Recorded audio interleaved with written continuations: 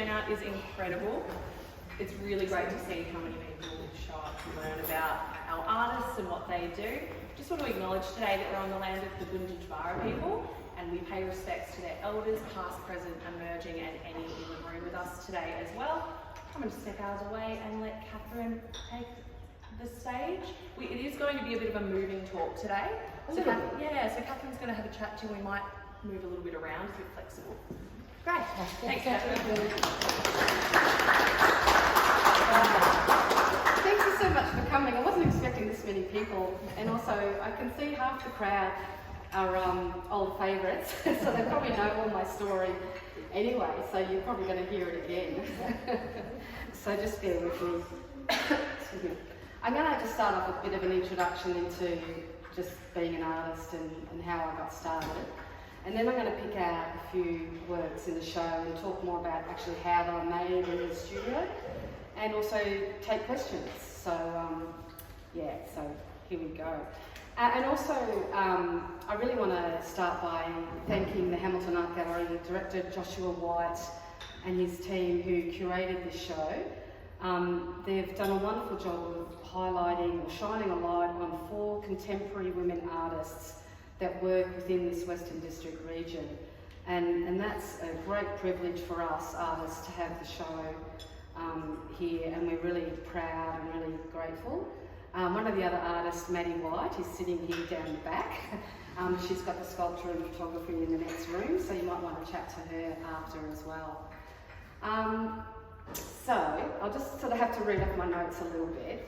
But I wanted to start by saying that really just being an artist is a really, really wonderful thing. It's really opened up, a whole new world for me, and a world that explores a different way of seeing, and then you're creating a visual language with how to express yourself. I mean, that's, I guess, the basics. But just delving into that world it just expands your horizons. So I knew from my early teen years that I wanted to be an artist. And from then on, I basically pursued that, and everything I did in my life then was directed towards making that happen. So first I left Year 11 school and chose to do the TOP art design at Warrnambool TAFE, which was just amazing. It was just opened up this whole world of art. Every day we just did photography, painting, sculpture, ceramics, drawing, meeting like-minded artists, and it was just like, oh my God, this is my world, this is where I belong. And if you've struggled as a teenager or even at any time in your life, and then you come into art and that's your thing, it's such a great relief, as Devin Shane, he would know, and many artists actually in the room. So I'm preaching to the converted, really. From TOP Art Design, excuse me, I went straight on to art school, which was more of the same, but at a very extensive level. Excuse me. I was very lucky in the art school at Warrnambool that I went to. The first year was a common year where we actually did photography, printmaking, sculpture, ceramics, painting, drawing, design. And that's, I don't think, ever offered anymore at art schools. And it was a fantastic foundation year to really, introduce you to what's possible. And even though I've gone on to sort of, do oil paintings and drawings, often when I'm making them, I'm still especially thinking about the printmaking techniques that I was taught back under Ron Quick at art school. Even like some of the charcoals in the room, really, as I'm making them, I'm reminding, this reminds me of burnishing the etching plates and so forth, but yeah. So I was always very driven and disciplined, and I think you need to have that to be a self-sufficient and self-sustaining artist, over a long period of time. It is a solitary pursuit most of the time, so you need to rely on yourself, and you need to be able to self-manage yourself in your creative practice. And this means, knowing when to push yourself out of your comfort zone, knowing when to take breaks, which are really vitally important to recharge, and also just to manage that you can continue doing this full time every day, year after year. The breaks are really important. You also have to be adept at doing all the administration side, the tax, the GST, approaching galleries, whether it's a commercial gallery that you're represented by or whether you're just applying for group shows, applying for art prizes, keeping up with all that. Matthew, you'd know all about this. Keeping up your website, really important. And these days, of course, one of the most vital things you can do is you have to keep up your social media presence. And that has been a great tool for artists to be able to reach out to their audience in a really immediate way. And although we all grumble about social media has changed a lot, I think it's still a really, really useful tool. And we were talking last night at the Creative Mixer, if you meet an artist and you want to know more about them, you just instantly go to look up their Instagram account now. You don't bother looking up a website or anything else. You go straight to social media. So for the last 20 years or so, I've devoted myself full-time to making art. And before that, there was a further 15 years where I had part-time jobs, often only 1 or 2 days a week. And I was lucky that they were in picture framing and art supply shops. So they were a great resource as well. I learned so many skills in those jobs and also met fantastic artists and friends that I've remained friends with ever since. In 2003, after a couple of successful years at Flinders Lane Gallery, I decided to take the plunge and go full-time completely and quit my part-time jobs. It is a big leap of faith, but I think it's so important that you have to believe in yourself and you have to back yourself. There was the risk of little income, of course, but I was already living on little income, and I figured if I devoted myself 100% to my practice, I'd be getting a lot more work done, and more opportunities would come, and that's exactly what happened. If I put in 100%, you sort of get more back. I love how I see the world through art making. In the beginning, when I was starting out, there's a lot of soul searching, trying to figure out who you are as a person. I mean, maybe that's partly just from being younger, I don't know, but for me, it really equated to how you make the art. You needed to figure out how you tick, how you respond to the world. So my way of seeing is all weaved into how I've created the visual language that was the right fit for me. So each artist's visual language will be unique to them, and it has to be unique to them because it has to fit their makeup, their psyche. And I think that you need to find that match, and then it just flows naturally.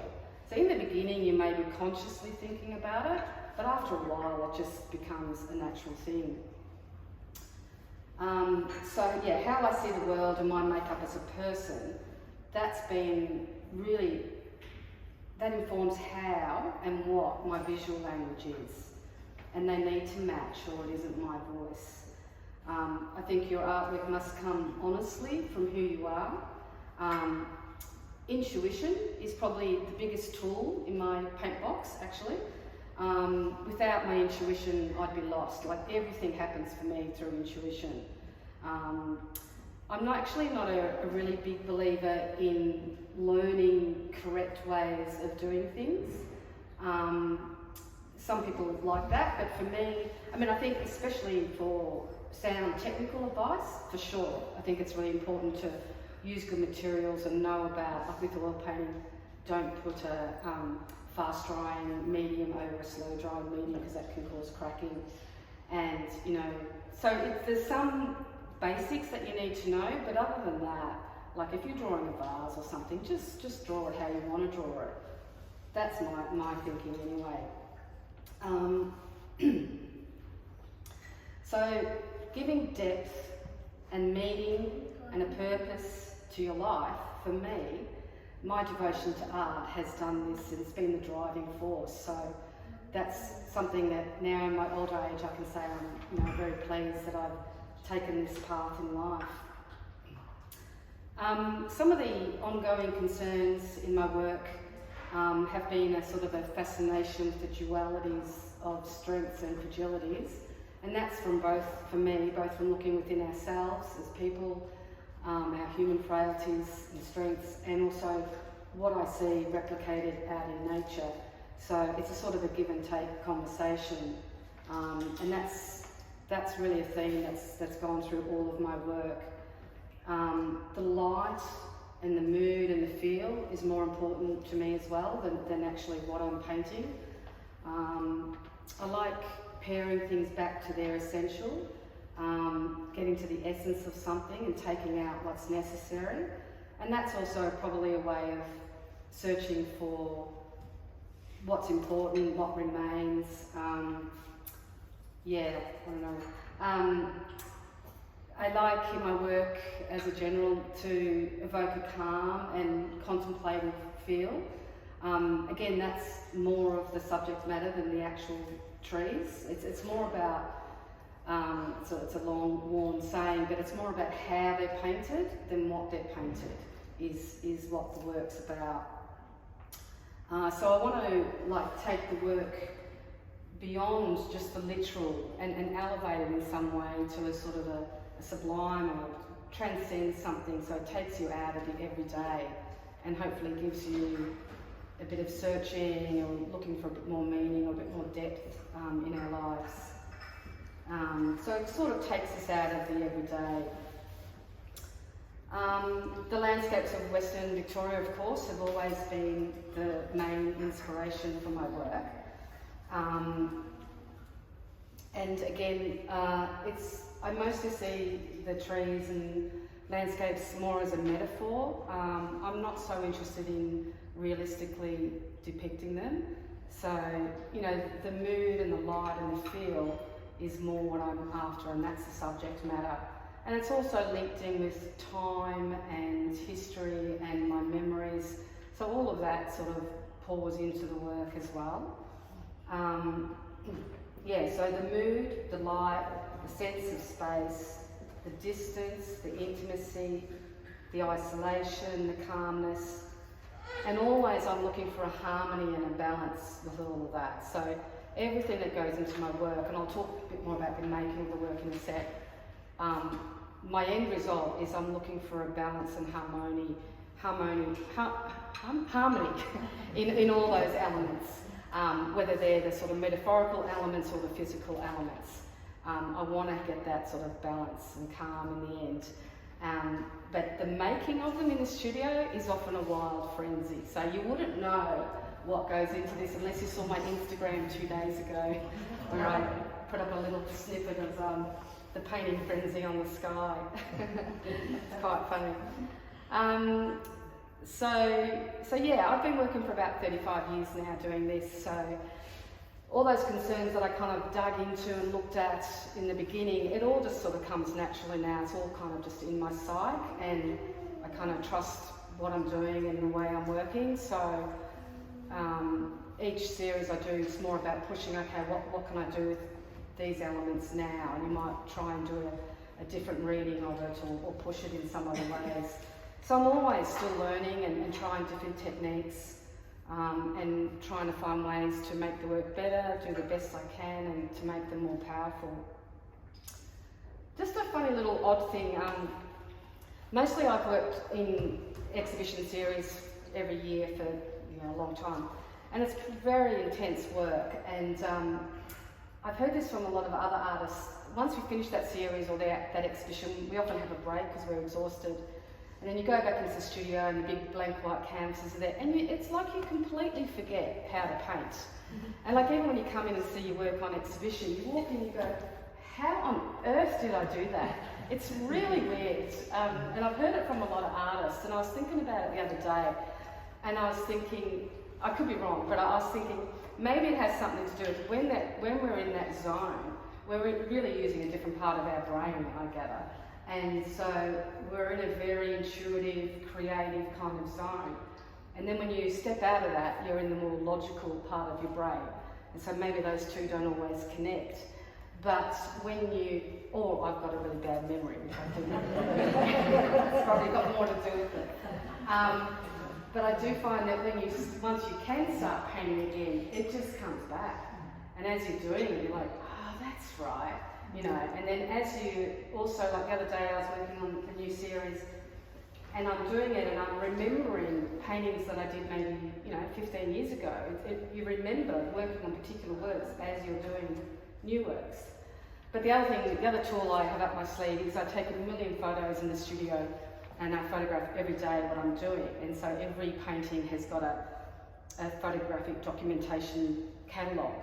So when I'm really stuck, I go back and look at, for instance, this one, how did it begin? Yeah. You might use that later, Oh, absolutely. So something within something. Yeah. You'll have all that on record. Absolutely. So you've got 500 images or whatever. More than 500. It's partly for your own. Oh, absolutely. It's not about just remembering, yeah. This is where I was there before I went to there. Yeah. I mean, it's a great resource for me personally. I've got everything documented right from art school days, pretty much. You use that for documentaries. You do. The TV comes here. Oh, the TV hasn't come calling yet. Maybe one day. That's a good point, Matthew. So yeah, the last 25 years or so, I've always been working in a series or a solo exhibition every year, and that's pretty demanding and exhausting work, I've got to say. It does take a lot of dedication and discipline in the studio, working in the studio every day, or 5 or 6 days a week. So you're pretty worn out at the end of it. But when I'm working on when I'm going to begin a new series or a new exhibition, I usually spend a lot of time in the preparation of the works. And that, I can't really put a time frame on it. It might be weeks, it might be months, where I spend a lot of time thinking about where are my concerns at the moment, what's really important to me at the moment, what am I interested in, or how can I push my work further. So at the moment I'm just beginning a new series for a solo exhibition in Sydney at Nanda Hobbs in September. So that actually experience is fresh in my mind at the moment. So because I've just, I've just reconciled exactly what I'm going to do for that show. And that may be a lot of sifting through past references and images, going out in the world, taking in new inspiration. Sometimes you do just get light bulb moments and something just, a vision kind of happens, and that's happened with this show. I just sort of had this, I could almost see the whole show before I've created it. Mostly the feel and the look of it, not exactly every painting, but I know the sort of, I sort of know what I want to produce, and this next one's going to be very ethereal and a lot of white, hardly any colour, very misty, sort of foggy. It's going to be in a really big warehouse space, so I'm hoping it works, but I'm just in the early stages of it at the moment. But so once I've figured out my ideas, then I basically get to work, stretching canvases, ordering materials, and I do need to plan out my workload because these oil paintings take approximately 3 months each to do, and I'm usually on quite a tight deadline with an exhibition deadline. So I often have to work on at least 5 at once, and so that means I've got to juggle my energy and ideas and commitment to across 5 paintings that might be finished. You get strained, like in your wrist and that? Oh yeah. I get very, my body's very sore. A lot of work goes to these. Yeah. That can be quite a lot of pressure. Absolutely, no, I have a lot of trouble with my hands, and I do have to kind of mix up, if I'm working on something that's really intense, then I need to give myself a bit of a rest for a couple of days. Or if I've had a huge day in the studio and everything's sore, the next day I might do my website or admin or something.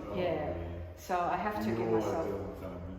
always doing something, but you have to, sometimes you're just really tired. If you've had a few really big days in the studio, you're pretty worn out, you're pretty depleted, so I'll either have a rest and go for coffees and all the rest of it, or sometimes just do some admin that needs to be done or something,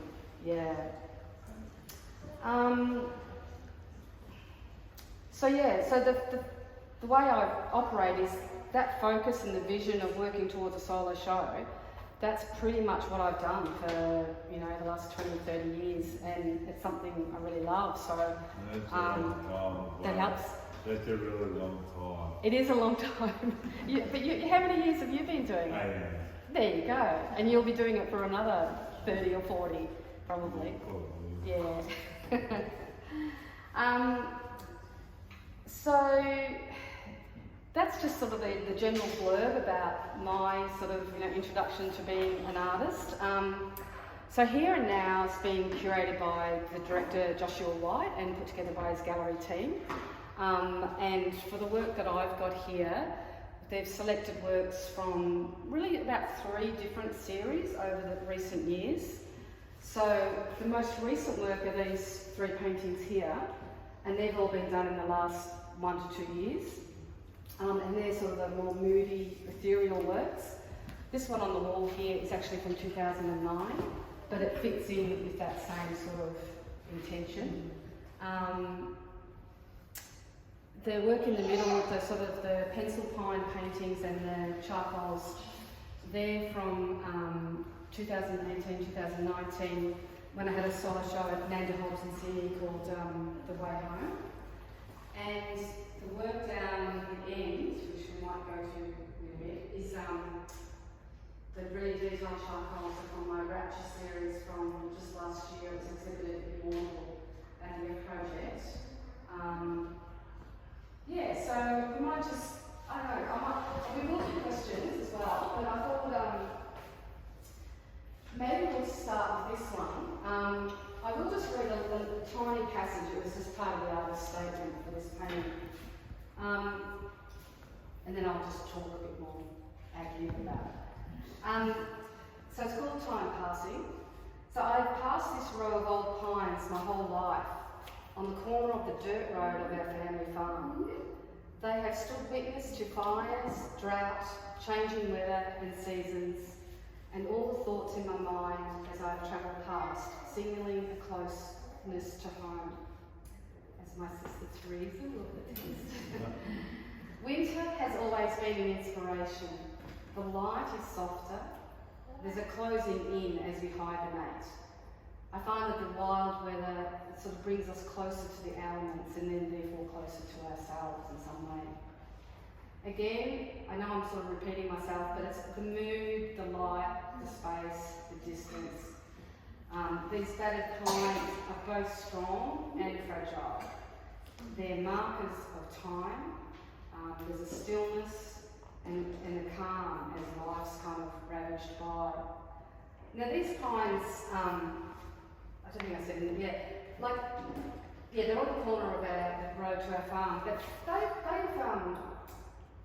survived ash winter, which was amazing.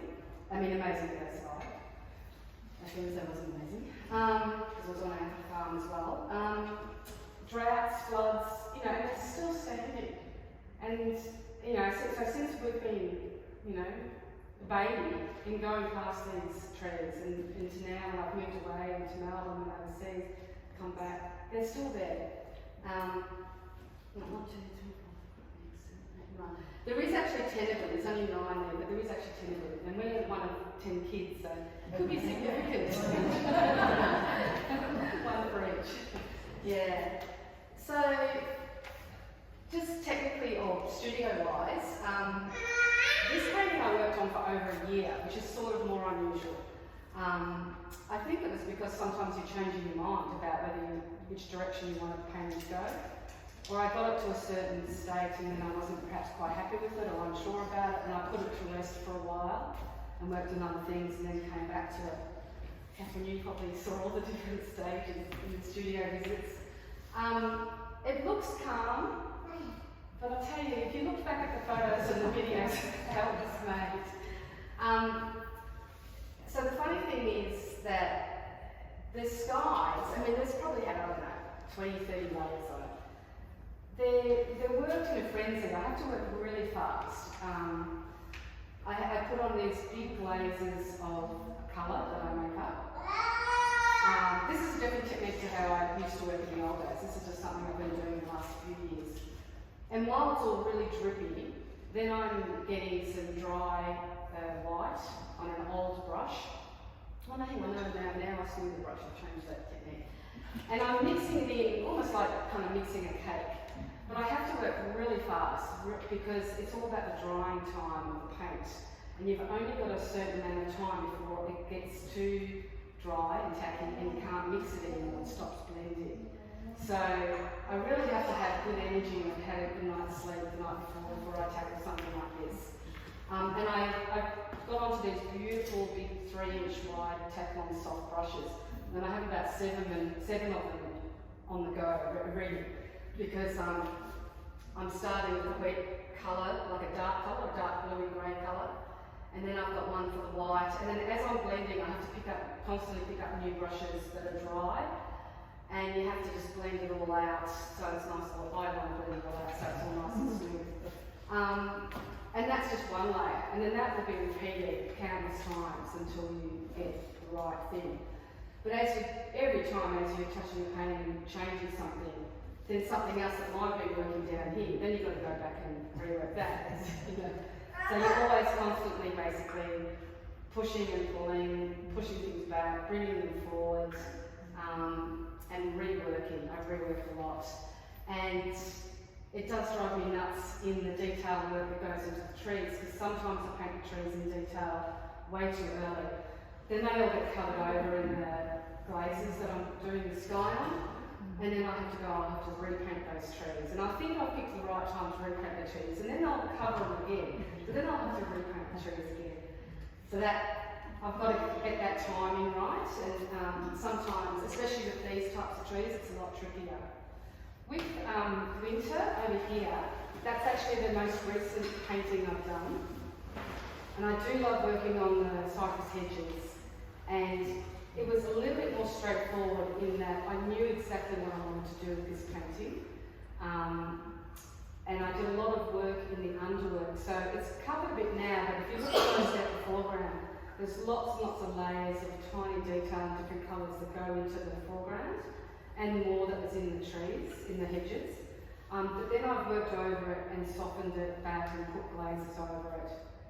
And with the sky, I just really wanted a really dreamy, light feeling, and I'm really happy with that painting because I can just look at it for hours, and I just go back into the distance, and it takes me back to winters on the farm. I have painted those particular hedges before, but in a different way. It was a long time ago, maybe 15 years ago. And I was just saying to Murray, I wanted to actually re-tackle those hedges again because you kind of skill up as you go. And I thought, I think I can do a more dreamy, more ethereal view of that painting of those hedges. And I also want to do it in the really light colours as well. So that's the most recent painting. And then the work I'm about to embark on is take out most of the colour and then hopefully it'll be very dreamy, foggy, misty. What next? Maybe the charcoals? I don't know. What do you want to? Yeah.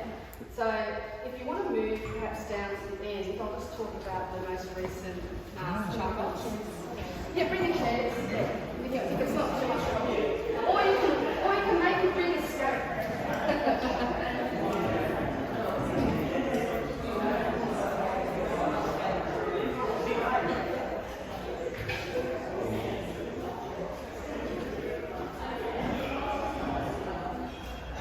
We might lose half the crowd.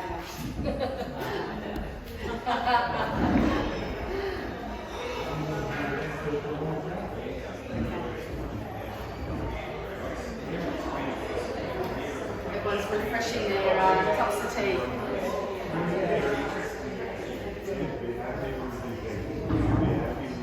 Oh, very happy to be at submission. I mean, what an opportunity. It's fantastic. down there. Everyone's got their own gallery space. Yeah. I won't talk so long about these. I hope I won't keep you too long.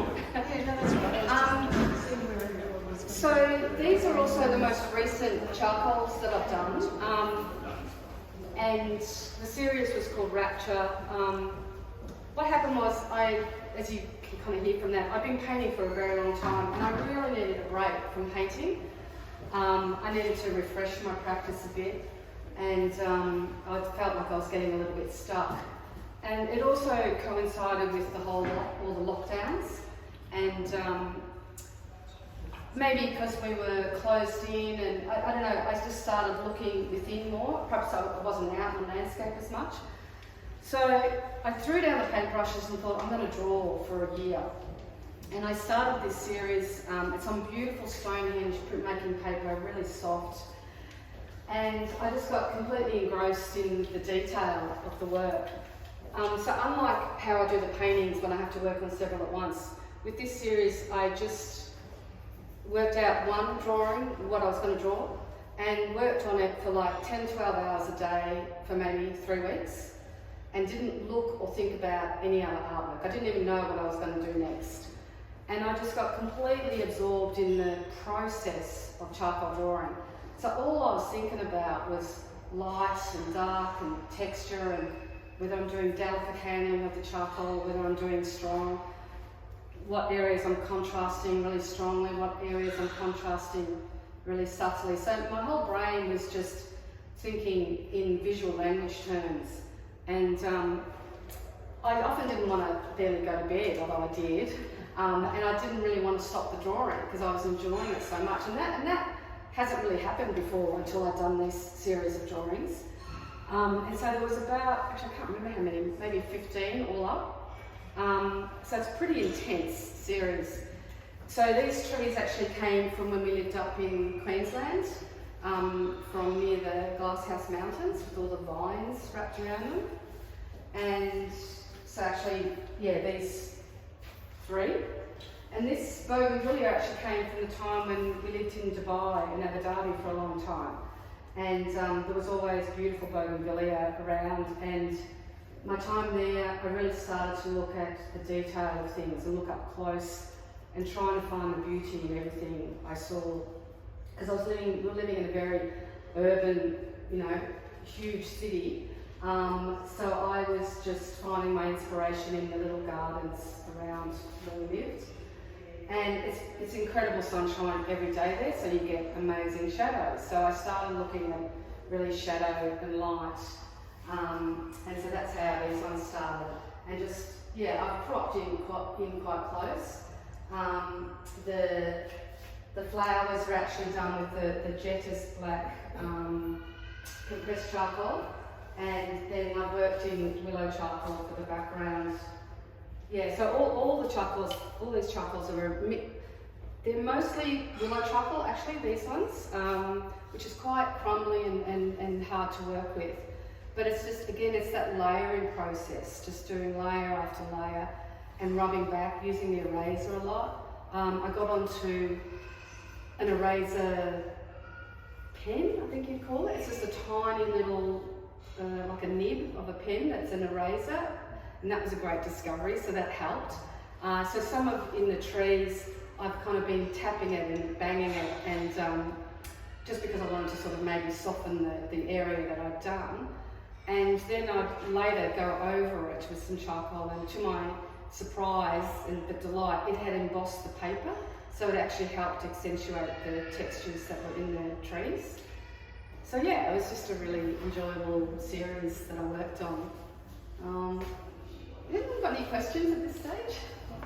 Yeah. Artists that influenced you, who have you sort of been referring back to? Say, right back to art school, who have been key go-tos for inspiration? It would have started with the Renaissance, actually. The Renaissance was really big for me. That's what got me started when I was a teenager. And even, if you look at all the softness of light and the mystery and I don't know, I think that still kind of pervades. It's not direct, but it has had an ongoing influence. Photography, a lot of old photographers I looked at, and Australian-wise Bill Henson, really loved his work. In the early days I loved Monet and Van Gogh. I don't know, these days, as I have got older, and sometimes you have to put the blinkers on and not look too much, and just because there's so much amazing art out there, and sometimes you just have to turn it off and just focus on your own work. Artists like Gerhard Richter was good. Yeah, there's a couple of us remember. Yeah, thank you. Any other questions? No? Yeah. How did you not get distracted by the colour of the bougainvillea flowers? It was a beautiful magenta. Yeah, it's a gorgeous colour. I've always loved charcoal, I think. I've always, so I love working, the medium of charcoal I really love. And I did do it all along, like especially when I was at art school and so forth. But as I got into the galleries, they were pushing more paintings, because I guess really they sell more paintings than they sell drawings. So for a while there I didn't do any charcoal drawings. And then I just got sick of that after a while and thought, you know what, I'm just going to do charcoal drawings and put in a whole show of charcoal drawings, you know. And even if they don't sell, that's what I've loved to do. So I think I just love working tonally, and so a reduced palette or black and white kind of suits me. Yeah. But Have you ever done colour? yes, I have. In fact, I'm remembering now, I did actually paint the bougainvillea when I was in Dubai, and it was a very soft, kind of very soft blues and greys, and had shadows in it, and it did have the magenta pink. So I have actually painted them. It's just from a few years ago. They're quite different to those works down there where the got more misty. Yeah. No, so the bougainvillea was actually painted in colour. Yeah, they do exist. Good background. And actually my early work was really colourful and had a lot of flowers in it, like back from sort of post-art school days. I really got onto this Western District landscape stuff really only in about 1999, when I just started thinking, you know what, I was probably a bit stuck with where I was going, young artist, and thought, looking back on what you know really well and where you come from is going to be the best thing that you can talk about. And so that was my way into, and I haven't stopped really on that path. So That really gives a voice to your work, and that's your individual voice, your pain, your artwork. And my experience, as everyone talks about their own experience. And I'll just mention the charcoals that you can see here from the sort of pencil pines. They were around 2018, 2019, and I think I loved working with that really jet black in the pines, and that really, I remember layering it and just rubbing it with my fingers, and the backgrounds were done in yellow charcoal, but that's not just one, that's many layers to get to that stage. And I remember I burnished it with my hand, and I don't think I've got any fingerprints. It's all sort of worn away. But it really did remind me of the printmaking process, and I think I just wanted to, something about paring things back, but trying to make a really powerful impact and statement. And for me, it's got a really strength and a power about it, and it's also got fragility and a sort of a otherworldly to it. So again, that's the way that I've combined those main concerns in my head over the last 30 years into that one drawing, or that one series of drawings. Kathryn, do you fix your charcoal, and how often do you, because you know how sometimes when you do, you can lose some of the edge, and it's just a little bit blurry, I'm sure you know what I'm doing. No, I actually don't fix them at all while I'm making them, because I'm reworking into them, and like I said, they were done probably about 3 weeks for each drawing. And so it was taped with beautiful masking tape onto a big board, and it's mess everywhere, as you know. There's charcoal all over the board and on the floor and through the house and on the clothes. And so I have a really good Schminky fixative, and I spray, you give it one coat at a time, and it's probably got at least 6 coats, and that's before I peel the masking tape.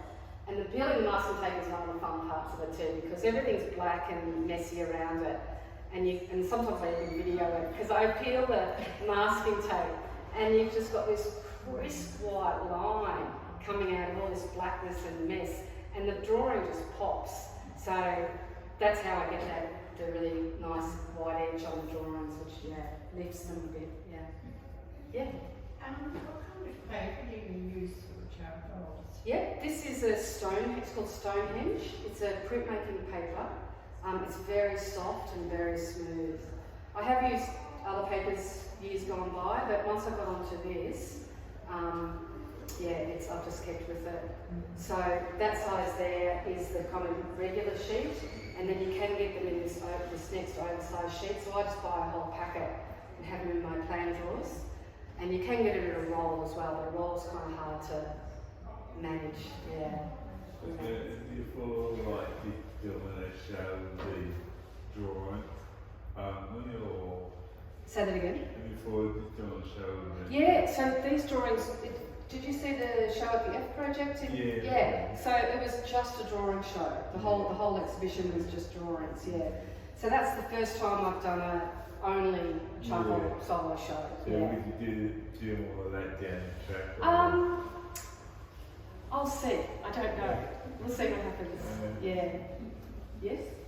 Would you be prepared to do a little bit of a walk through your studio and upload that to your socials so we can have a little look at how your space is set up? And I've probably already done that a little bit. I've done a little snippets. It's not that big, my studio. I work at home, so I just take over a couple. I've got my main painting room, and I've got plan drawers in that room. And then another room, which was another bedroom, is like a stock room, and where I also, when paintings are wet and they need to dry before I'm working on something else, I take them across there. And then I've just got another room as a study for all my books and stuff. But we all dream of having huge, big studios with great storage space, painting space, but it's hard to come by. And one more question, sorry. You did honours. What was your research project? It's going back a bit in memory.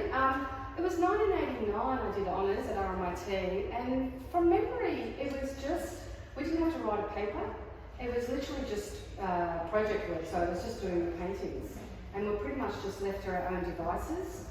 For me at that time, it was, I'd moved to Melbourne in 1987 and was doing part-time bar work initially and having studios, and that just gave me a whole year to do full-time painting, and that's really just got me back on track. So that was the best thing about doing honours. What would your work like then to it in now? Back then I was doing more colourful flowers, and also archaeological references, looking at what's remained. See those works, just see like the trees or... The trees... That's been hard to recognise. Yeah, the trees weren't back in the 80s so much, no. Came a little bit later. Any other questions or? Yeah?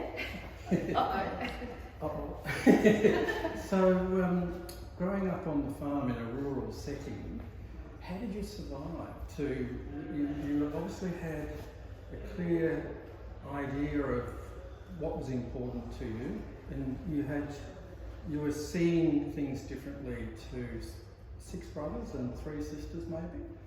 They were seeing it as a farm, but you were seeing it more in a romantic sort of way. You were seeing more than they were. And then coming through that rural culture, through your learning, in art, how did you survive that? Because did you feel different? Okay, it was a little bit different to that. Like, I think, yes, as a teenager, I probably did have that different way of seeing things that felt different to the rest of my family or country sort of concerns. And I did know from about the age of 15, 16 that art was all that I wanted to pursue. So I think I just sort of delved into my own little personal world, and, you know, delved into the art books, and then was very keen, you know, and convinced Mum and Dad that I didn't need maths to go on to be an artist. And, you know, we went and talked to some of the art teachers and so forth, and, you know, they allowed me to leave at year 11 and follow my dream, which is pretty good, actually, of them, I have to say. They were pretty good with all of us. They just, as long as you're happy, you do what you want to do. So I do know a lot of other friends who are often under pressure to, you know, we want you to have a job or a career. So, I don't know, maybe because there was 10 of us, they just wanted us out in the world. But also the looking back at the farm work for art references, that didn't come until later, because I think initially, as a young person, all I wanted to do was get to the city and go to bands and parties and see the art world and go to galleries and be absorbed in this different world that was in the city that wasn't in the country at that time. And it was only later on that I looked back and realised, well, actually, my country upbringing's got a lot to offer my art. So that happened later on. Yep. And then these days, of course, with social media and the way the world is, you can be a practicing artist and you don't have to be living in a city like it was when I was younger. Yeah. You might be looking at a lot of artists with your feature page. Say that again? You might be looking at a lot of artists with your feature page. Looking at a lot of artists with my...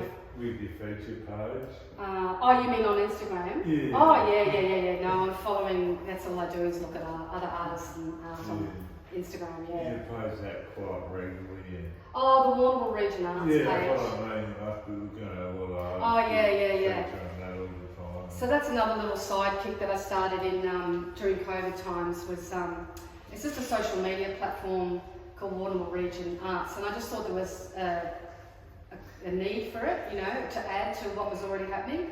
In Warrnambool, we've got the F Project as an artist-run volunteer space, which is fantastic. And of course, we've got the Warrnambool Regional Gallery as well, and we've got Hamilton Regional Gallery, Blarney Books in Port Fairy.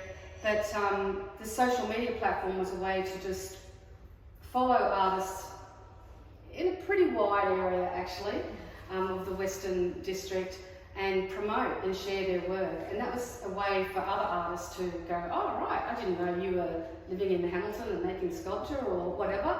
So it's been a really great way to connect other artists, yeah. And shine a light, there's a lot happening in our region, yeah. I think we may be done. Wonderful. Yeah. Thank you for having patience.